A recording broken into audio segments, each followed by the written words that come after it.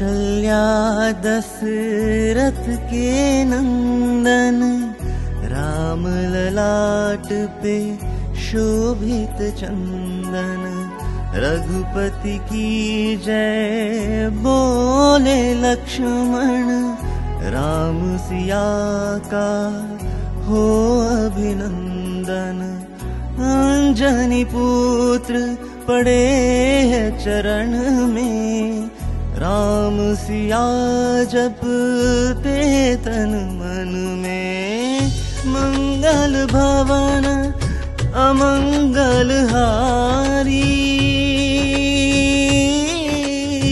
द्रबहु सुदशरथ अचर बिहारी। राम सिया राम जय जय राम।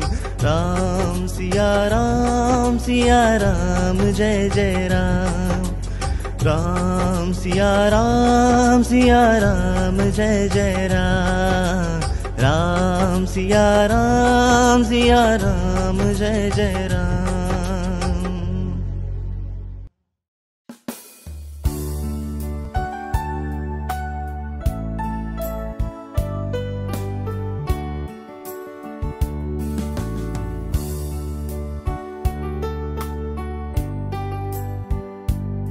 इथल्या नारायण आणि नारायणी तत्वाला माझा नमस्कार।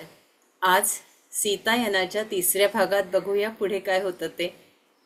एकदा जनक बाबांबरोबर माता सीता पुन्हा एका ऋषीपुत्राच्या कुटीमध्ये गेल्या आणि त्या आश्रमामध्ये खूप छान व्यवस्था केली होती।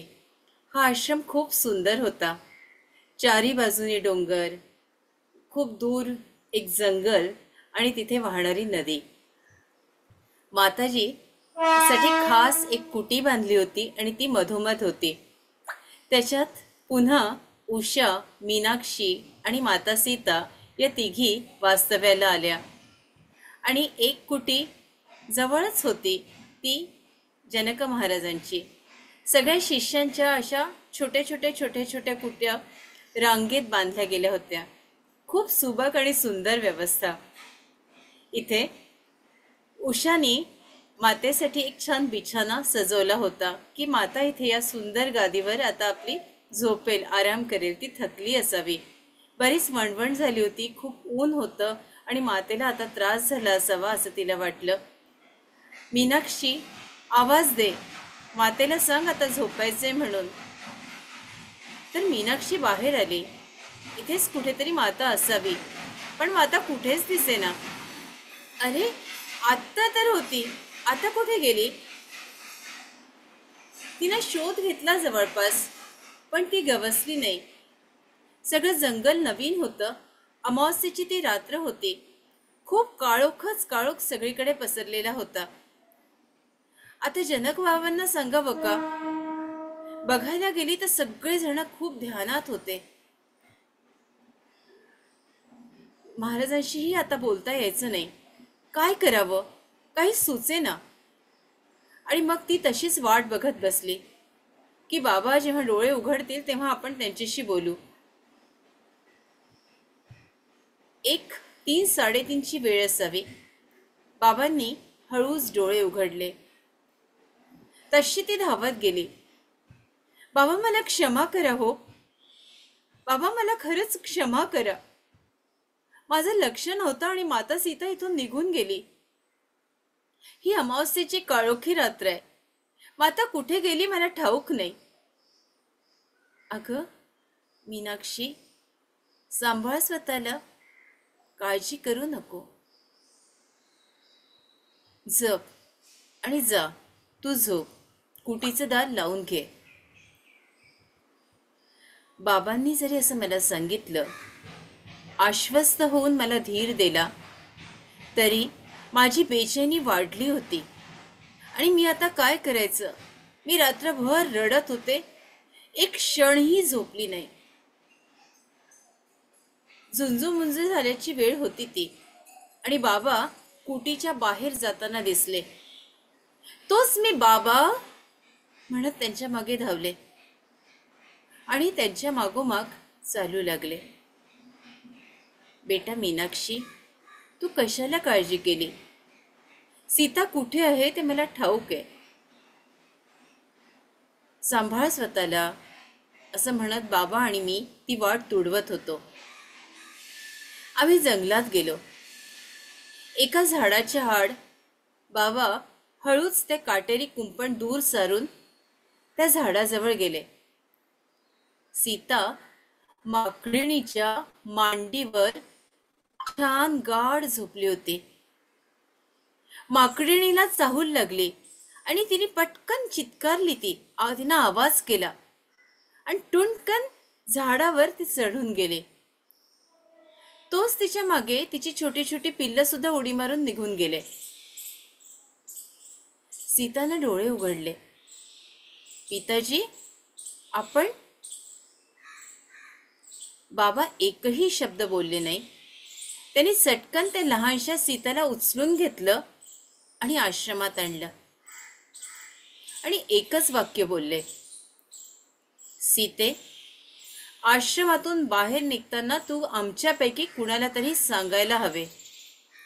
सांगितल्याशिवाय याच्यानंतर जाऊ नकोस. अगं, रात्रभर मीनाक्षी रडत होती आणि तुझी वाट बघत होती. 1 मिनिटही ती झोपलेली नाही. सीतेला आपली चूक कळली.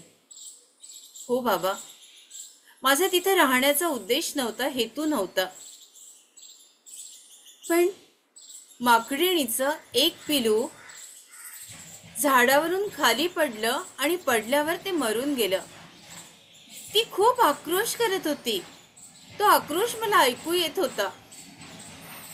तिचं दुःख दूर करावं, तिच्या अंगावरून हात फिरवावा म्हणून मी धावत गेले आणि नंतर मी तिच्या मांडीवर जसं डोकं ठेवलं तसं तिनं मला जवळ घेतलं आणि झोपवलं. हे जाणवत होतं की तिचं दुःख कमी होतंय आणि म्हणून मी तिच्याजवळ झोपून गेले. मला तिथंच झोप लागली. क्षमा करा, यानंतर असं कधीही करणार नाही. आणि मग मीनाक्षीचा जीव भांड्यात पडला. ती गोष्ट जनकबाबांना आणि ऋषीपुत्रांना एक वेगळीच चाहूल देणारी होती की मातेला प्रत्येक जनावराचा, प्राण्याचा, पक्ष्याचा अगदी सूक्ष्मातला सूक्ष्म आवाज कसा येतो आणि तिला त्यांचं दुःख कसं कळतं, ती त्यांना कशी त्यांच्याशी संवाद साधते, हे जनक महाराजांना माहिती होतं. पण आता ऋषीपुत्रांना सुद्धा जाणवत होतं की कुठेही कितीही दूर ही घटना घडू दे, मातेला याची जाणीव होते. पुढच्या कथेत एक असाही प्रसंग आहे की ती नदीवर जाते आणि होतं काय की ती स्वप्न बघते आणि स्वप्न बघितल्यानंतर ती धावत त्या नदीवर जाते. आता नदीवर गेल्यानंतर पुन्हा मीनाक्षीला जाणीव होते की माता नदीवर गेलेली आहे आणि तिच्या मागोमाग ती जाते. बघते तर ती नदीशी भांडत असते, खूप जोरात जोरात भांडते आणि नंतर मीनाक्षी तिथंच असते. माते, काय झालं? अगं, या नदीनं एका बैलाचा जीव घेतला. आता चल बाबांना सांगू. आणि तो शेतकरी जो आहे ना, त्याच्याजवळ एकच बैल आहे. तो बिचारा रडत बसलाय ग. आपली मान खाली अशी घातली येते ना आणि रडतोय तो. कसा जगेन, कसं आपल्या कुटुंबाचं पोट भरीन, असा प्रश्न त्याच्यासमोर निर्माण झालेला आहे. आणि मग तिनं बाबांना गाठलंच. बाबा, मला काहीतरी मदत करा. आणि झालेली गोष्ट सीतेनं त्यांना सांगितली. अगं सीते, ते स्वप्न होतं तुझं. स्वप्न आहे तर त्याला विसरून जा. असं काहीही झालेलं नाही. सगळे सुखी आहेत बघ इथे. आणि असेल काही तर येईल तो माझ्याकडे. नाही नाही पिताजी, तो कधीच नाही येणार. तो खूप लाजाळू आहे आणि खूप दुःखी आहे यावेळेला. आपणच त्याच्याकडे गेलं पाहिजे त्याचं दुःख कमी करायला. आणि आपल्याजवळचा एक छानसा बैल त्याला द्या. त्यांची जी जनावरं वगैरे जी सांभाळण्याची जागा होती त्या जागी किरण नावाचा एक तरुण राहायचा. हा किरण काळा सावळासाच होता. याचं आपल्या जनावरांवर खूप प्रेम. गाई, वासरं, बैल याच्याशी प्रत्येक जण सीताशी जसे संवाद साधत तसे याच्याशीही साधत.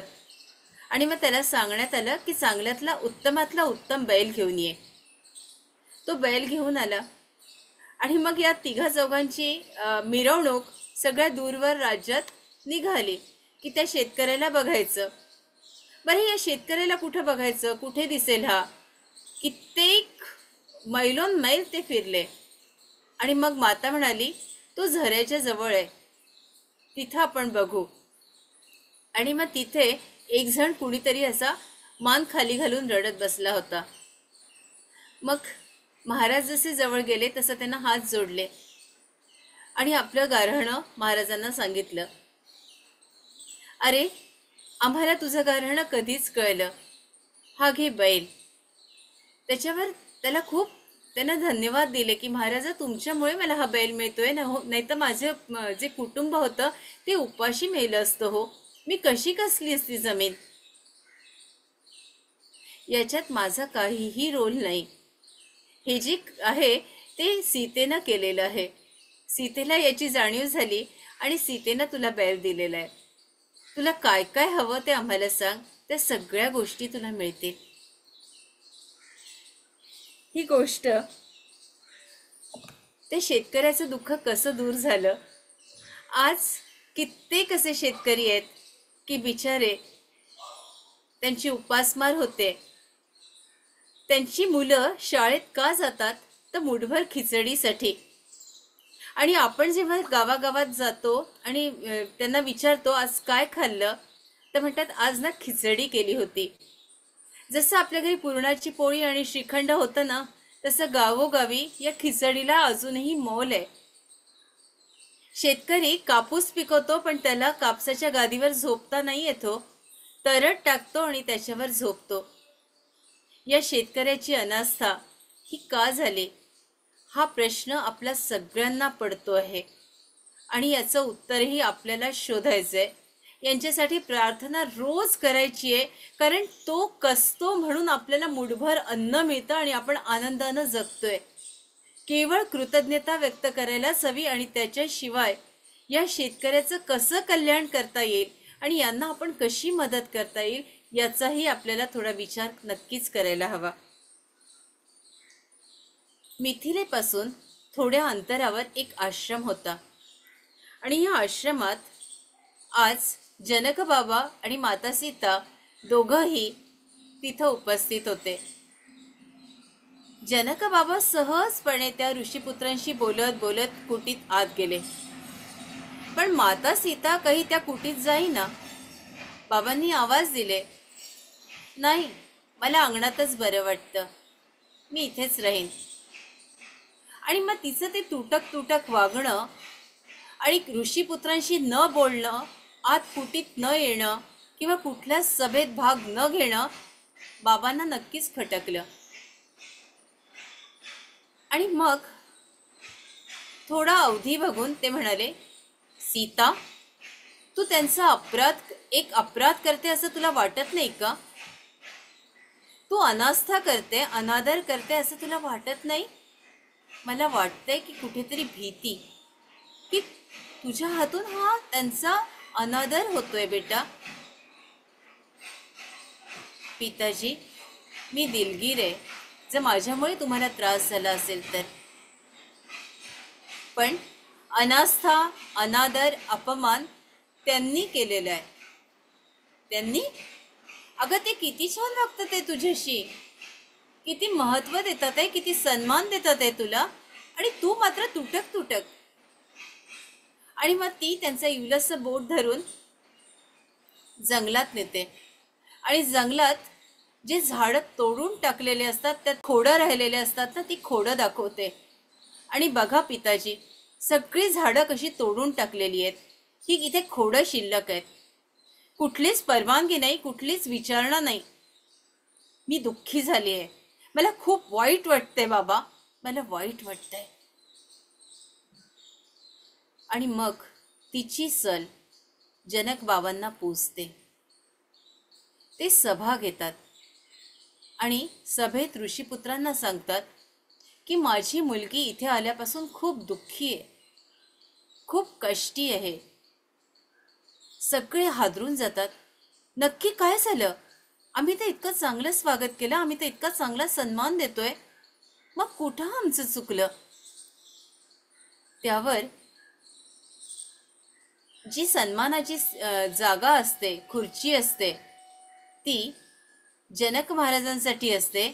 तिथं ते आपल्या लेकीला बसवतात आणि स्वतः त्या सभेत शेवटच्या खुर्चीवर जाऊन बसतात.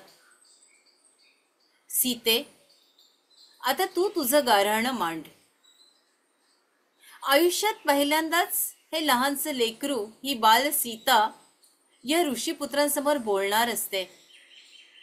खरं तर ती खूप लाजाळू असते, खूप दयाळू असते. तिनं कधीच कुणाला दुखवलेलं नसतं. पण आता ती ती जी प्रमुख भूमिका असते ती तिला पार पाडायची असते. काही क्षण तर तिच्या तोंडून काही शब्द निघत नाही, कारण ती खूप दुःखी असते. आणि नंतर तिला कळतं की आपण बोलायला हवं, आपण संवाद साधायला हवा, या भावनांवर नियंत्रण ठेवायलाच हवं. तेव्हा ती संवाद साधू लागते आणि ती म्हणते की मला माझ्या पिताजींनी शिकवलंय की आपण निसर्गाकडून जे घेतो त्याच्याबद्दल कृतज्ञता व्यक्त करायला हवी आणि आपण जे घेतो त्याच्या दुप्पट आपण द्यायला हवं. तिचा आवाज हा बालिश नसतो किंवा हा खूप मृदूही नसतो. ती अधिकार वाणीनं बोलत असते. येथील अनादर पाहून मला फार वाईट वाटलं. राजकुमारी, तुमचा कोणी अनादर केलाय? कुणी अपमान केलाय? आमच्यापैकी कुणी असं केलं असेल तर आम्ही क्षमा मागतो. नाही नाही, अनादर झालाय तो इथल्या जंगलांचा. अरे, जी जनावरं, पशु पक्षी आपलं पोट भरतात त्यांचा निवाराच तुम्ही तोडला. कुठलीही परवानगी घेतली नाही, कुठेही विचारलं नाही. असं कसं तुम्ही करू शकता? त्याच्यावर त्यांनी सांगितलं की आम्हाला आश्रम बांधण्यासाठी जागा हवी होती, मग आम्ही आश्रम बांधायचे नाही का? अरे, अरण्यांनी आपल्या पूर्वजांचे पालन पोषण केले नाही का? आपण विसरलो आहोत का कृतज्ञता दाखवायला? हे आपल्याला शिकवलं गेलं नाही का? आवाज निश्चयी आणि मृदू होता, पण तो तितकाच करारीही होता. आम्ही आश्रम उभारणं थांबवावं का राजकुमारी? एका ऋषीपुत्राचा आवाज. पिताजींनी शिकवलंय की आपण जे घेतो त्याच्या दुप्पट द्यावं. एक झाड कापलं तर 2 लावावे. आपण जर अरण्याचा विचार केला नाही तर आपण अपयशी ठरू. मला वाटतं हे वाक्य किती महत्वाचं आहे. इथे अनेक शिक्षिका आहेत, इथे अनेक अशा गृहिणी आहेत की ज्यांच्या घरी शेती वाडी आहेत, अशाही आहेत. आपण बघतो की कित्येक झाडं, लाखोनी झाडं कापल्या जातात, कत्तल केल्या जातात. आणि आपले जे टिश्यू पेपर्स असतात ना, जे हॉटेलमध्ये आपण वापरतो चेहरा पुसायला, किंवा अनेक गृहिणी टिश्यू पेपर्स घेतात, ते टिश्यू पेपर्स कशापासून होतात? कित्येक झाडांचा बळी जातो. आणि तिथे ती फिगर सुद्धा मी आपल्याला सांगेन. पण कित्येक गोष्ट महत्वाची ही आहे की कित्येक झाडांचा बळी जातो आणि तेव्हा हे टिश्यू पेपर्स तयार केले जातात. आपण अगदी सहजपणे झेरॉक्स काढतो, गरज नसताना सुद्धा वह्याच्या वह्या झेरॉक्स करतो, पुस्तकाच्या पुस्तकं झेरॉक्स करतो. आणि कित्येक फांट्या, म्हणजे 4 फांट्या कापल्या की काही, मला वाटतं एक वहीभर पेपर्स, 100 पानं तयार होतात, असंही त्याचं काहीतरी प्रमाण मी मध्ये वाचलं होतं. तर इतक्या झाडांचा बळी जातो आपल्या घरात आपल्या मुलांचे अनेक कागद असतात, वह्या कोऱ्याच्या कोऱ्या असतात, आपण त्या रद्दीत टाकतो. पण त्या ज्या राहिलेले कागद आहेत त्याचा पुन्हा आपल्याला रियूज करता येईल हे आपल्या ध्यानातच येत नाही. तर अशा कित्येक गोष्टी आहे की ज्याचा आपण रियूज करू शकतो आणि हे आपल्या बुद्धीप्रमाणे आपण त्याला एक वेगळा वळण, वेगळी दिशा देऊ शकतो. मला वाटतं मास्टर्स याचा नक्कीच विचार करायला हवा. त्याच्यावर ते ऋषीपुत्र त्यांना सांगतात की याच्यानंतर मात्र आम्ही असं कधीही कत्तल झाडांची करणार नाही आणि झाडांची परवानगी घेतल्याशिवाय झाडांना, कारण झाडांनाही जीव आहे. तुम्ही सटकन ते झाड कापता. अरे कित्येक वर्षांपासून ते उभं असतं, कित्येक पाखरांशी, कित्येक पशूंशी, कित्येक प्राण्याशी त्याचा संबंध असो. एका झाडाचा दुसऱ्या झाडाशी कसं ते संवाद साधतं या तर गोष्टी सगळ्या अद्भुत आहे, ज्या कधी कधी मी घेत असते मधोमध. की एक झाड दुसऱ्या झाडांशी कसं संवाद साधतं. एक पान जरी गळायचं झालं तरी ते आपल्या झाडाला सांगून गळतं, परवानगी घेऊन गळतं. झाडं कम्युनिकेशन कसे करतात हे एक मोठं शास्त्र आहे. तर या सगळ्या गोष्टी ऋषीपुत्र त्यांना कबूल करतात आणि मग जनक बाबा आणि माता सीता आपल्या राज्यात परत येतात. त्या दिवशी बाबा खूप आश्चर्यानं या सगळ्या गोष्टी आपल्या सुनैना मातांना सांगत असतात की अगं तुला ठाऊक आहे आपली सीता असं करते, आपली सीता तसं करते, किती तिची खोल विचारसरणी आहे ग. त्यांना खूप आनंद झालेला असतो. त्यांच्या चेहऱ्यावर तितकाच आनंदही असतो आणि आश्चर्यही असतं की इतकं एक लहानशी मुलगी विचार करू शकते, याच्यावर आपण कल्पनाच करू शकत नाही की आपल्या कल्पना जिथे संपते त्याच्यानंतरच्या काही जे असतात विचार ते सीता करते. त्याच्यावर माता सुनैना खूप आनंदी होतात आणि म्हणतात की ती उत्तम राज्य चालवेल.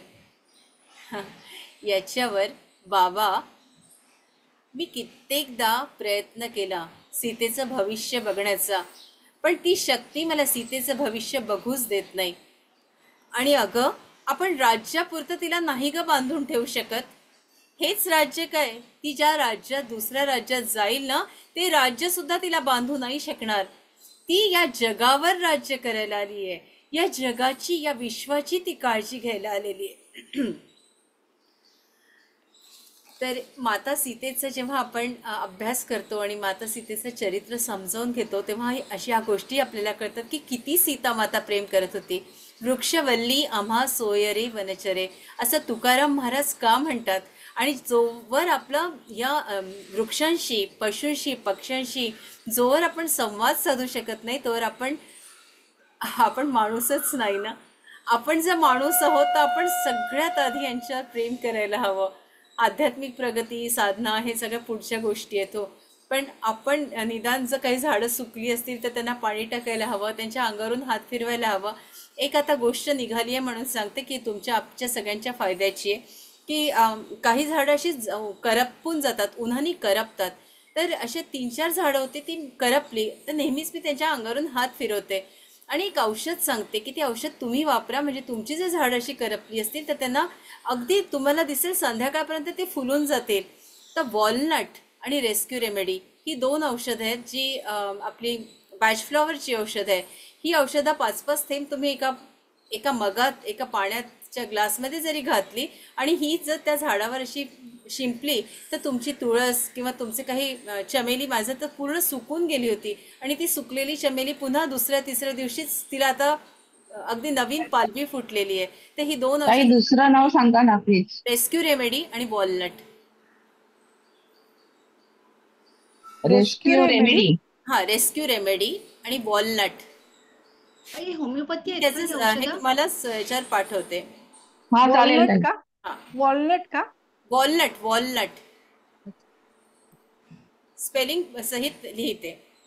मास्टर्स चालेल चालेल. Okay okay.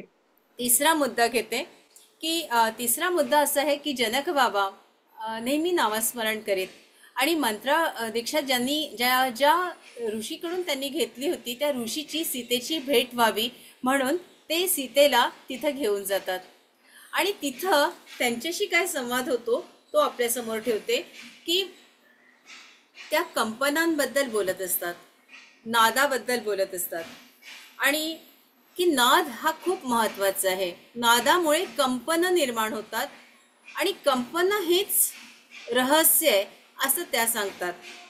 त्याच्याबद्दल सीता माता म्हणतात, शब्दांचा विचार पुरेसा नाही का? आपल्यापर्यंत मी पोचते आहे ना, म्हणजे मला फक्त अंगठे दाखवा. जर घाई झाली असेल तर मी थोडी स्पीड कमी करेन. शब्दांचा विचार पुरेसा नाही का? आणि मोठ्यानं पठण कशाला करायचं? त्याच्यावर त्या म्हणतात की सूर महत्वाचा, त्यामुळे कंपनांशी मेळ घालता येतो. म्हणजे आपला जेवढा सूर आणि स्वर हा आहे त्याच्यानुसार आपण ते व्हायब्रेशन्स किंवा कंपन याच्याशी स्वतःला जोडल्या जातो. त्याच्यात बघा सीता त्यांना प्रश्न विचारते की विचार सुद्धा कंपन नाहीत का? आणि विचारांचा परिणाम होत नाही का? विचार कंपन नाहीत का? हा केवढा मोठा प्रश्न सीतेने विचारला. किती लहानशी मुलगी आहे ती. आणि त्याच्यावर बघा त्या मानत नव्हत्या आणि त्या म्हणाल्या की नाद महत्वाचा, पण ते त्याच्यावर सीतेचा पुन्हा दुसरा एक प्रश्न होता की ते एखाद्याच्या एकाग्रतेच्या शक्तीने सुद्धा होऊ शकेल. मनावर जर संयम असेल तर विचारांचा परिणामही तेवढाच होईल ना. किती सुंदर प्रश्न आहे हा, की मनावर जर तुमचा संयम असेल तर तितकीच एकाग्रता गाठता येते, तितकंच आपण शांत होतो. सगळ्यात महत्वाचं काय आहे तर मनाला शांत करणं. त्या माता काही मानत नव्हत्या. तितक्यात एक व्यक्ती, एक माता, एक ऋषी तिथं आल्या. अत्यंत तेज त्यांच्या चेहऱ्यावर होतं आणि खूप सुंदर त्या दिसत होत्या. मधून मधून पांढऱ्या बटा त्यांच्या डोक्यावर होत्या. सगळे त्या येताच उठून उभे राहिले आणि त्यांनी त्यांना नमस्कार केला. सीता म्हणते ते अगदी बरोबर आहे. माता गार्गी, आपलं स्वागत आहे. या कुटीत माता गार्गी या आपलं स्थान ग्रहण करतात आणि मग त्या सांगतात की सीतेचं अगदी बरोबर आहे. विचार शक्तीबद्दल मतभेद होऊच शकत नाही. आणि संत कबीरांनी किती सुंदर सांगितलंय की पोथी पढी पढी जग मुआ. मुआ म्हणजे मेलय. पोथी पढी पढी जग मुआ, पंडित भया नकोय, ढाई अक्षर प्रेम का पढी, वही पंडित होय. किती सुंदर कबीरदास सांगतात. आणि तेच इथे सांगतात आहे ना, तुमचा विचारच जर स्वच्छ नसेल तर कितीही तुम्ही मंत्र म्हणा, कितीही काही म्हणा, तर तो पावेल का मंत्र? आपण खूप जण याच्यात हे चैत्र शुद्धाचं जे आपलं नवरात्र आहे, मंत्र मंत्र मंत्र, आणि इकडून आपण सतत चिडचिड केली, रागराग केला. ते एक पाण्याची टाकी आहे, त्या पाण्याच्या टाकीत ऊर्जा म्हणजे पाणी तर भरल्या जात आहे, पण खाली तोटी आहे, ती उघडी आहे, तर ती सगळी ऊर्जा वाहूनच जाते. म्हणजे आपण इकडे मंत्र तर म्हणतोय, इकडे कुमारी तर जेव घालतोय, देवीचं स्तोत्र म्हणतोय, पण त्याचबरोबर आपल्याला जर संयम ठेवताच नाही आला, आपण चिडचिड केली तर आपली ऊर्जा आपणच घालवतो आहे. हे सगळ्यांनीच आपण अगदी माझ्यापासून आपण सगळ्यांनी याच्यावर विचार करूया की मी कुठे कुठे माझी ऊर्जा घालवते आहे सकाळपासून रात्रीपर्यंत. त्याच्यावर त्या जे सांगतात ते खूप महत्वाचे, ते आपल्यापर्यंत पोहोचवते की सीता, शारीरिक पातळीवर आपण जगतो आहोत. आणि पुढचं वाक्य मी आपल्याशी मागे 1000 सीड्स ऑफ जॉयच्या जेव्हा डिस्कशन केलं तेव्हा सांगितलं होतं. त्या म्हणतात की उच्च लोकात फक्त विचारांनीच एखाद्याच्या इच्छा पूर्ण होतात. जग हे ओंकारातून निर्माण झालंय. उच्चार ही चाबी आहे. योग्य कंपनांशी जुळवून घेणं कठीण आहे. आपल्याला विचारांचा मेळ बसला नसेल, मन स्वच्छ नसेल तर नाद सुसंगत होणारच नाही. मन करा रे प्रसन्न, सर्व सिद्धीचे कारण का म्हटलंय. मन जर आपण प्रसन्न केलं तर सगळ्या सिद्धी आपोआपच मिळणार आहे. त्याच्यात आज्ञाचक्रावर ध्यान करून काही गरज नाही, उपयोग नाही. सगळ्यात महत्वाचं आपलं मन खूप हसत राहा, खूप प्रसन्न राहा. अगदी कायमच आपण बाबा गॅसवर तर ते वांग ठेवलंय ते जळलं असेल का, मग बाकीच्या कामांमध्ये लागतो ते वांग जळलं असेल का, मी तर भाजी घ्यायला गेली, मी तर अमक्याला भेटायला गेली, आणि मग तसा आपला चेहरा होऊन जातो. ह्या सगळ्या गोष्टी, या सगळ्या चिंता आपण काढून टाकायच्या. आपला चेहरा खूप प्रसन्न हवा, खूप मस्त हवा. मन मस्त हुआ फिर क्या बोले. असाच सीता त्यावेळेला एक प्रश्न विचारतात, मग तुम्ही जर इतकं मंत्र साधनेचं, उच्चाराचं, ओंकाराचं जे वर्णन करत आहात, तर मग माझ्या जन्माच्या वेळेला जेव्हा दुष्काळ पडला, तर मग मंत्र साधनेनं याच्यावर मात का केली नाही? काय सुंदर प्रश्न. एकापेक्षा एक माता ज्या प्रश्न विचारतात आहे, समोरच्या व्यक्तीला अगदी प्रश्नात टाकणाऱ्या ते आहेत. आणि समोरची व्यक्ती काय उत्तर देते ते बघा. तेव्हा माता गार्गी म्हणतात की एक खूप शक्तिमान व्यक्ती मंत्रशक्तीवर मात करते आहे आणि त्याचा अपेक्षित परिणाम होऊ देत नाही. आणि त्यावेळेला एक सन्नाटा, एक शांती, अशी शांती की ती भयभीत करणारी असते. कोणीच बोलत नाही. ती व्यक्ती कोण आहे? तेवढ्या जनक बाबा, आपली आता जाण्याची वेळ झाली आहे. सीते, चल लवकर. बाबा, मला उत्तर हवंय हो. अतिशय नम्रतापूर्वक पुन्हा लेकीचा प्रश्न. गार्गी माता तिच्या डोळ्यात डोळे टाकून म्हणतात, तो व्यक्ती आहे रावण.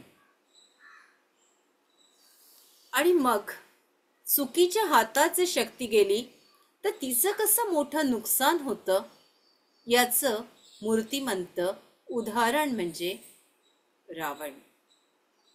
इथेच आपण थांबूया. पुन्हा बघू उद्या नेमकं काय आपल्याला माता सीता सांगतात ते. हळूवारपणे मिटून घ्यावे. थोडंसं पाणी पिऊन घ्यावं आणि पाणी आपल्या जवळच ठेवावं. शांत, एकदम शांत.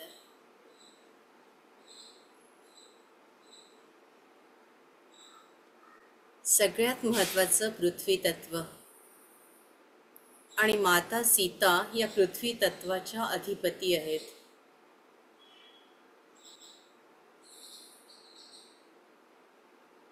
आज आपण ऋषी गार्गी आणि माता सीता यांना बोलवतो आहोत.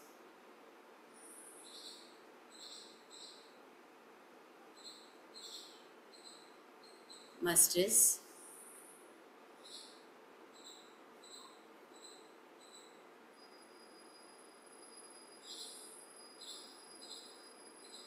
आपण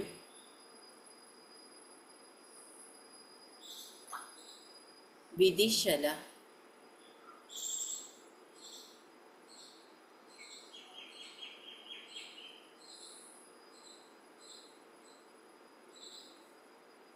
एक मर्कबा पिरामिड आहे.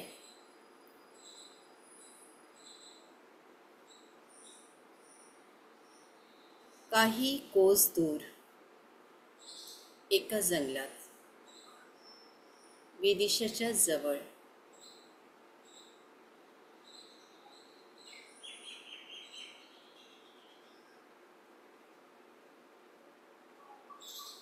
या मर्कबा पिरामिडच्या खाली आपण सगळे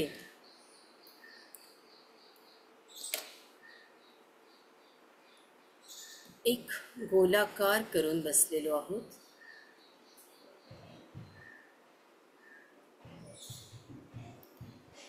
पृथ्वी मातेचा स्पर्श महसूस करा मास्टर्स. पृथ्वी मातेची ऊर्जा आपल्या मूलाधारातून संपूर्ण शरीरात वर येते. या वेळेला, या क्षणी पावलामधून, मूलाधारातून जे जे अवयव आपले पृथ्वीला चिकटलेले आहेत, पृथ्वी माता आपली संपूर्ण ऊर्जा आपल्याला देते. टॅप करा मास्टर्स.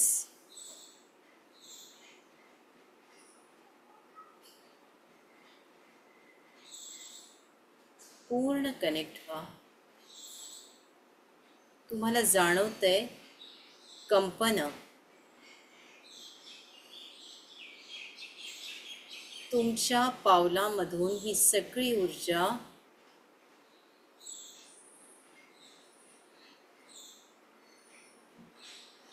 बोटांमध्ये, पावलामध्ये, घोट्यामध्ये, पायामध्ये, गुडघा, मांड्या, मूलाधार आणि संपूर्ण शरीरात पोचली आहे, अगदी डोक्यापर्यंत. तसंच सहस्रारातून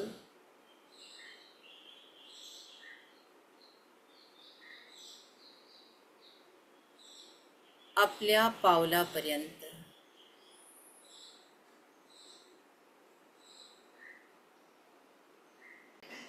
ऋषी गार्गींनी आपल्या डोक्यावर हात ठेवलेले आहे. अगदी प्रत्येकीला हा स्पर्श जाणवेल. त्यांचे दोन्ही हात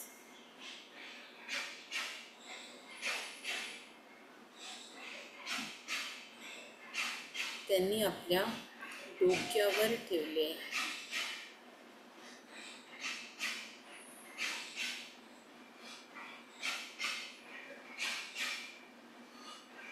आधी उजवा आणि त्याच्यावर मग डावा.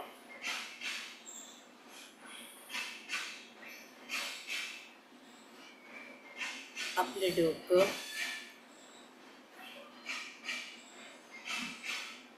यावेळेला भारी झाल्यासारखं जाणवेल.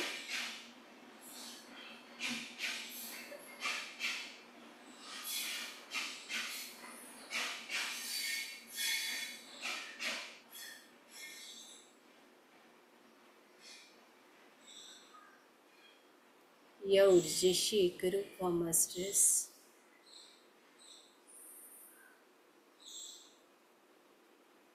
एकदम शांत.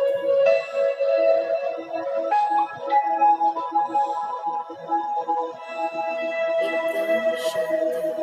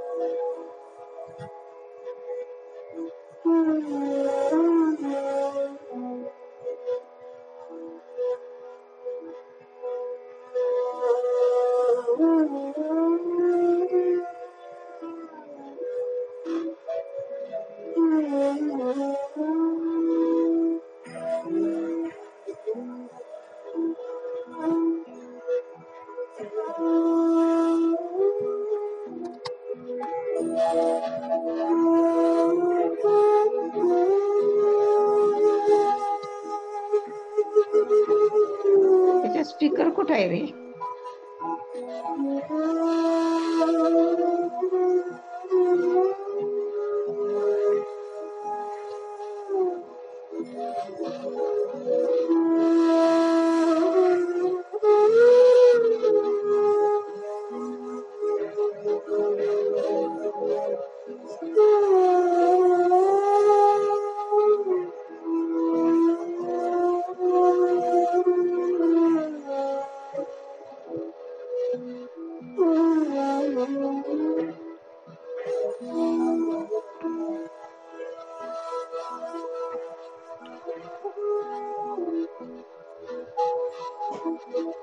ओम पूर्णमदः पूर्णमिदं पूर्णात् पूर्णमुदच्यते पूर्णस्य पूर्णमादाय पूर्णमेवावशिष्यते.